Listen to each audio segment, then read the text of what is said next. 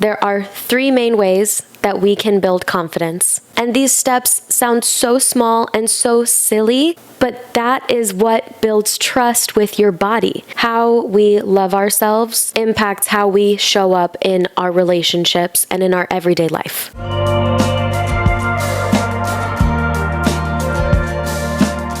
Welcome back to yourself. My name is Sheer, and I'm so happy you are here. This is the podcast where we listen to the voice of our higher self rather than the voice of our ego, and we lead from love rather than fear. So let's get started.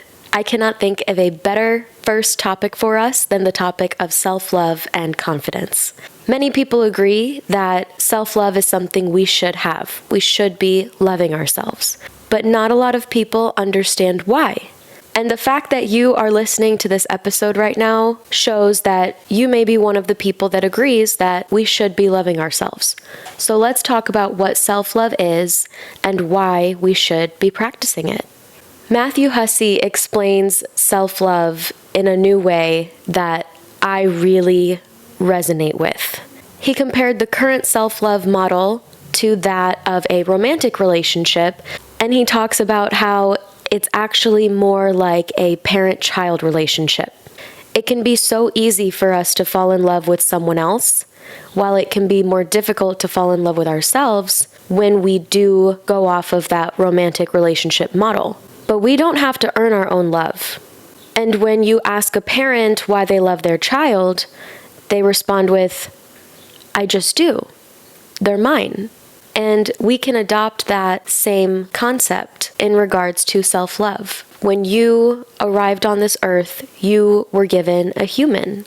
You've been with this human since they were born, as they were growing up, and in this very moment. And this is your human. And Matthew Hussey explains that our only job in this world is to take care of our human and give them the best life experience possible. So the answer to why love ourselves becomes, I just do. I love myself because I am my human. And it's my job to love and take care of this human and give them the best life experience possible. Now, if we go back to the parent-child relationship, if this human was your child, would you let them stay in these situations where they may be getting abused, where they may feel unsafe, where they are spending time with people that make them feel like they're not good enough? Would you let your child be in those situations?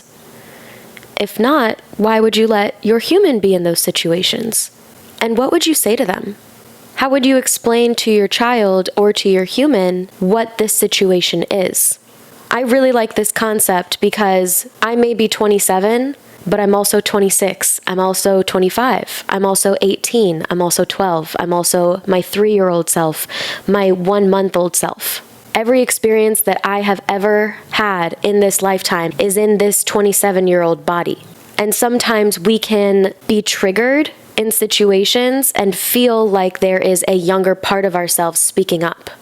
So I really resonate with this concept of talking to your human like a child sometimes and explaining the situation objectively and explaining the options they have moving forward, such as if you are in a relationship with somebody that makes you feel like you are not good enough, this is very likely not about you.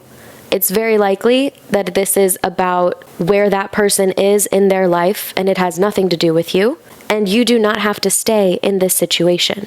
Sometimes we do need to step back into that observer role of our life and remember that we are not our thoughts, we are not our feelings, we are the observer of our thoughts and feelings. So that was a little bit of a tangent, but all that to say, our only job is to take care of this human that we get to be and give this human the best life experience possible. And we get to practice self-love and we have love for ourselves because we are who we have.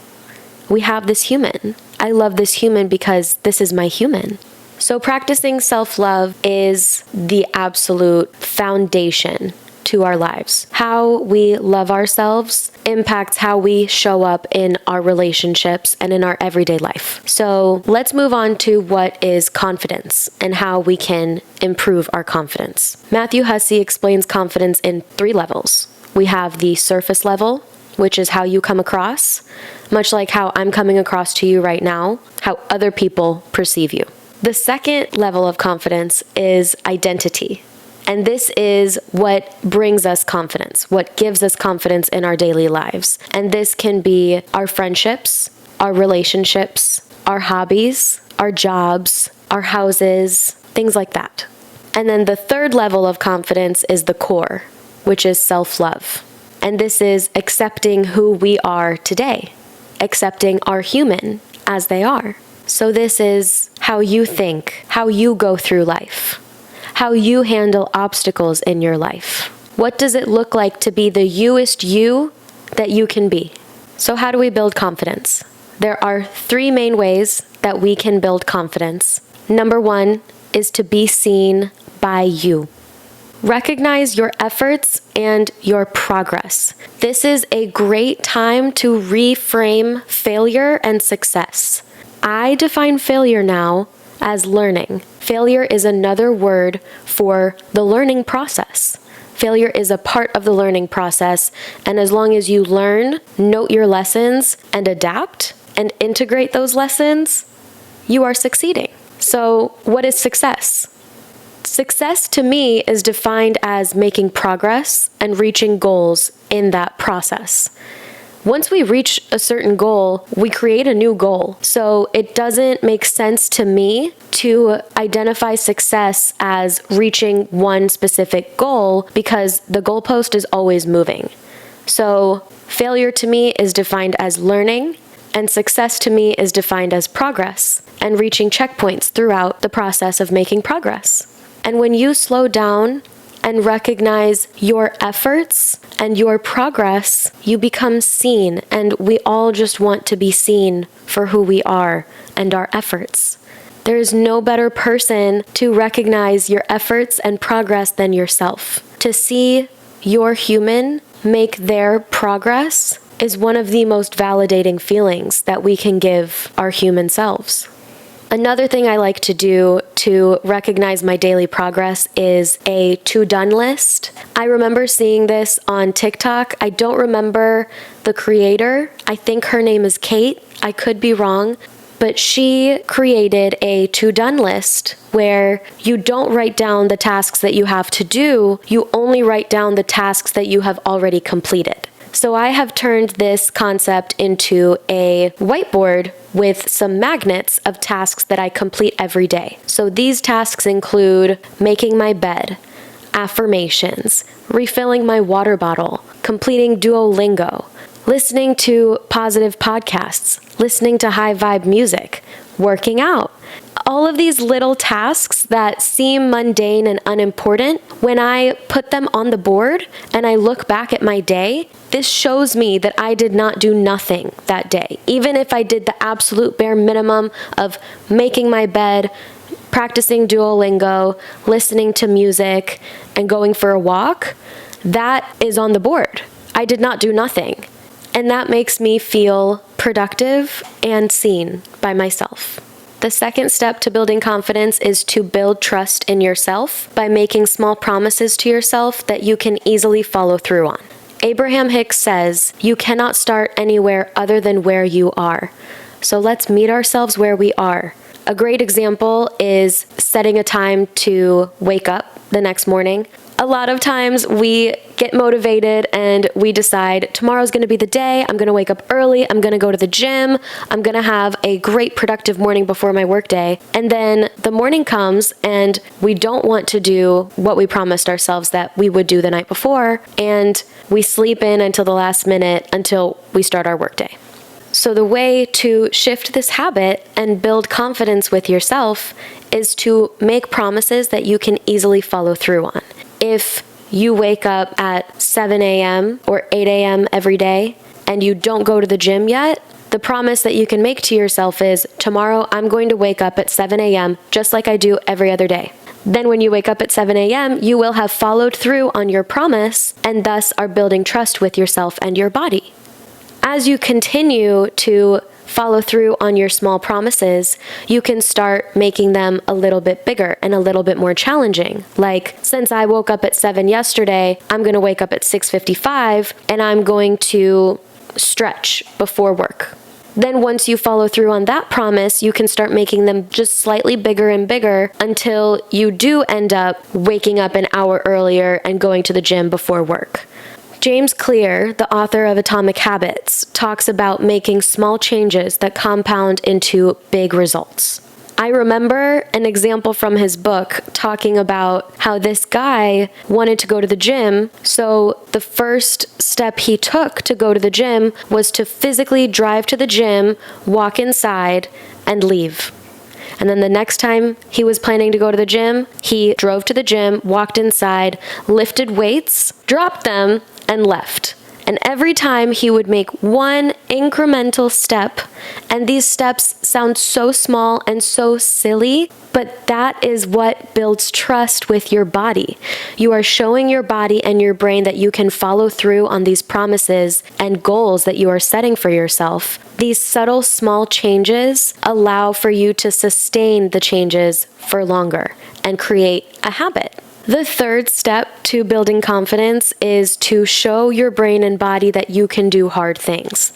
One of my favorite parts of Peloton was when I think it was either Robin or Jess who was reminding you while you are in your workout, you can do this because you can do hard things. Getting through something as simple as a difficult workout, which is simple, not easy, shows your body that you can handle difficult situations. Your brain will stop you before your body does. Your body adapts to what is in front of it.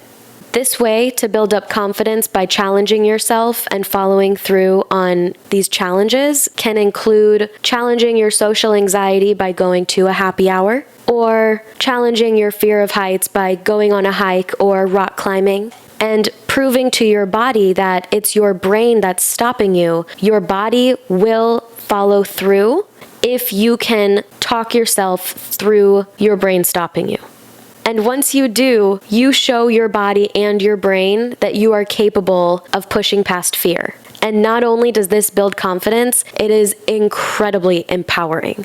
So we talked about self-love, we talked about confidence. Let's talk about dating yourself and getting to know yourself. The first thing I like to prioritize is getting into alignment. There are multiple self-care habits that I like to practice that get me into and keep me in alignment. And these are more daily habits that I have been working on that I notice over time have really helped me get into and stay in alignment and bounce back faster when I do get knocked out of alignment. So these habits are meditating, journaling, affirmations, noting gratitude, and working out. Working out is amazing because working out moves your emotions, which are just energy and motion, up and out of your body. You need to release that energy. It gives you the opportunity to clear your mind and let those thoughts come up and out as well, especially if you work out without music. It is one of the most helpful ways for me to clear my head. And Abraham Hicks prioritizes focusing on fun to get back into alignment. Play. What did you like as a kid? I really liked to paint and dance. So that's what I prioritize now as an adult. I do TikTok dances. They might be silly. I don't care. They're very fun. And I'm going to do it because I like it. And it doesn't have to be for anybody but me, even when I share it. And I like to paint. I like to practice different forms of art. Like I started making plant hangers with macrame yarn, and just focusing on fun brings you right back into alignment and reminds your body and your brain there is so much more to whatever situation is happening right now. So part of dating yourself is taken from the book, The Artist's Way. Julia Cameron, the author of The Artist's Way, has two main concepts in her book. Number one is journaling in the morning to brain dump all of your thoughts out from your head so that your thoughts get out of your head and onto paper. Because if they are in your head, they are piling on and blocking your creativity. So let's get them out of your head and onto paper so that you can have a clearer mind. And the second concept is to take yourself on artist dates. These can be anything that inspires you. So some ideas I've had are to go to the art museum, to take myself roller skating. And these are things you are supposed to do alone. And this helps you reconnect with yourself, spend time with yourself, and also remind yourself that you don't need anybody else to have fun and go on dates. If you are a single person that wants to go out to a really nice dinner, go take yourself on that nice dinner. There's no one stopping you but yourself. And it really doesn't matter what other people think while you are out. What matters is what you think every time. So you need to take yourself out if you want to go out. So going back to the journaling, something I find really important to journal about is life goals and values. Getting really clear on what you want out of your life, how you want to feel, and what you value, so that you can attract other people who share these goals and values. So for example, thinking about how you want to feel, I want to feel prioritized, at peace, and safe.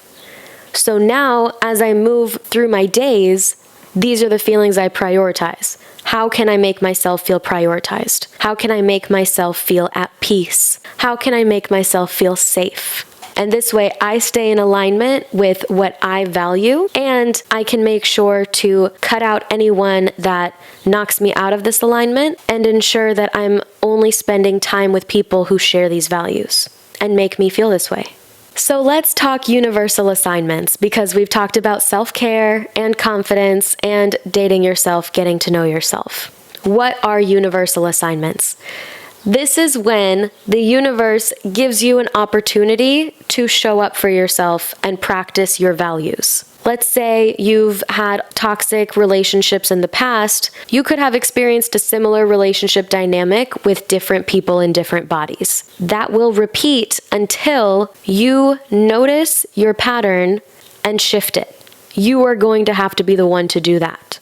With every universal assignment, you have two options: evolve or repeat. So when you notice your patterns, you objectively observe them with no judgment and meet them with curiosity, and choose how you want to move forward and shift your reactions next time. You can change the course of your life. You can stop attracting toxic relationships at that point. And you can consciously create new patterns and habits.